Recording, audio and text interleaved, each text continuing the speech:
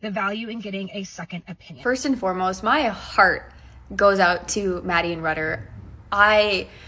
It's the day that we all dread, and you are going through it, but you're also sharing it so publicly, which I applaud you for. So thank you for sharing your journey. And again, my heart is with you, supporting you. I want to echo off of something in this video, and that is to get a second opinion, because I also had an experience where getting a second opinion changed everything for Finn and I. So in March of 2023, Finn woke up from a nap, and there was a small pool of what looked like water with blood in it that was underneath his penis. Immediately took him to the veterinary emergency group, and they did a urinalysis where everything came back normal. We wanted to do a physical exam, but he was like, do not touch my weenie, I don't like that. So they recommended once I got home to see if I could when he was relaxed, so I did. And I will insert a photo here. Hopefully this video doesn't get taken down. It's not graphic, but it is a bear dog lipstick with bumps on it. So if you don't want to see that, then just close your eyes for the next few seconds until I start talking again.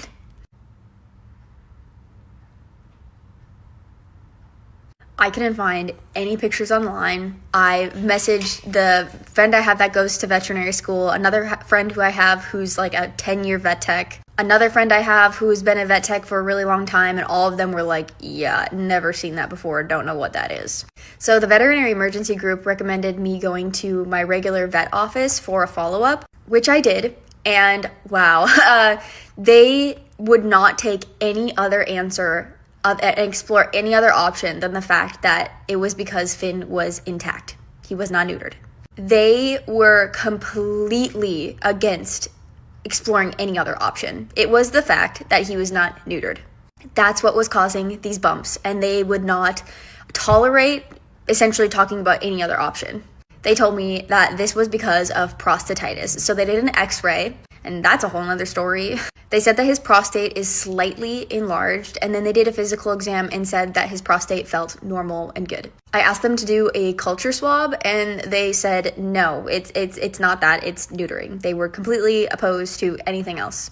I left there really frustrated because I just feel like if this is so well documented and it's so obvious, then why have I never heard of this before? Why is there literally no other info on it on the internet at all? And why have none of the people that I have talked to who are in the veterinary field seen this before? It just seemed weird.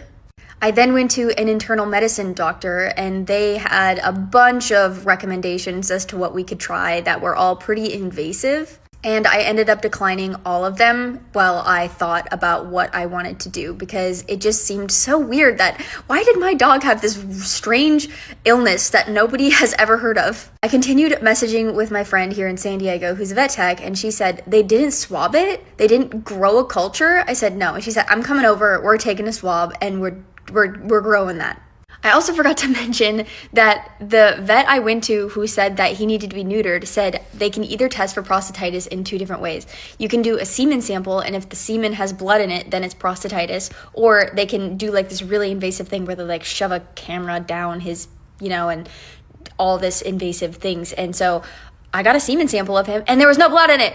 There's no blood in it. And then I told them this, and they didn't want to hear it. They did not want to hear it. So fast forward, it's probably been like 6 months at this point, maybe even longer, and my friend comes over, she does a swab, and you know what that swab comes back with? He had staph infection on his weenie. Yeah. He just needed some antibiotics. And it went away. There's a lot of people who think neutering is like no big deal. I've done a lot of research into it. I do think that it has side effects, and side effects that will negatively impact his life specifically. I was not trying to be a difficult client. There was something in my gut based off of the way that they were acting and how obtuse that they were to me trying to explore any other option that just made me go, I don't think this is right. And at the end of the day, if that's what it was and he needed to be neutered, I would have done that. But there was something inside that said, I don't think that's right. And I was right. He had staph infection on his weenie. He just needed, I think, 2 weeks of being on an antibiotic, cephalexin, and it went away. Just like Maddie said in this video, I know not everybody is privileged enough to be able to go to get a second opinion, but when you can, especially when it's something that is as serious as surgery, I really, really recommend, if you can, to go get a second opinion, because sometimes the doctors aren't always right.